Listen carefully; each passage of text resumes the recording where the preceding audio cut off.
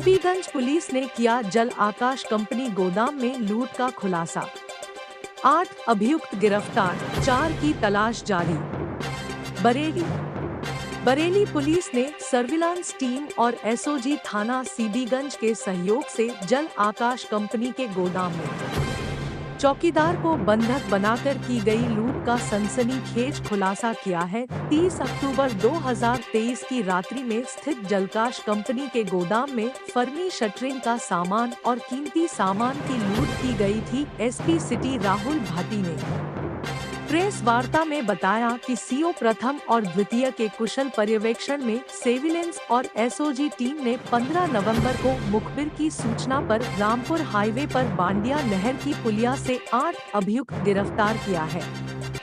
गिरफ्तार किए गए मोहम्मदिन पुत्र अब्दुल गनी ताहिर, मुनाजिर पुत्र इकबाल, गुड्डू उर्फ सलमान पुत्र नबी हसन, मुनाजिर पुत्र इकबाल, इरफान पुत्र इकरार, साजिद पुत्र लियाकत और वकील पुत्र शाहिद को गिरफ्तार किया है। उन्होंने बताया कि रामपाल गुप्ता पुत्र पूरन लाल के साथ मिलकर चौकीदार को बंधक बनाकर जल आकाश कंपनी में लूट की थी। पकड़े गए व्यक्ति ने बताया कि जल आकाश कंपनी कैंपस में लोहा चोरी किया था। गाड़ी, एक पिकअप गाड़ी भी बरामद की है।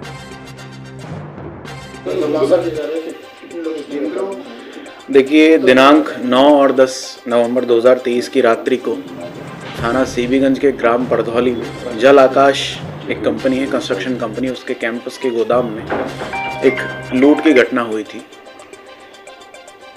जिसमें आईपीसी की धारा 342 और 392 में मुकदमा पंजीकृत किया गया था, जिसमें वादी द्वारा दी गई तहरीर के हिसाब से कुछ अज्ञात व्यक्तियों द्वारा रात्रि को जो 2 चौकीदार वहां पर काम करते हैं उनको बंधक बनाकर वहां पर जो शटरिंग का और लोहे का, जाली का जो कंस्ट्रक्शन में सामान यूज़ होता है उसको वो ट्रक में लाद कर ले गए थे। इसके आधार पर मुकदमा पंजीकृत किया गया था और टीमें हमारी बना दी गई थी।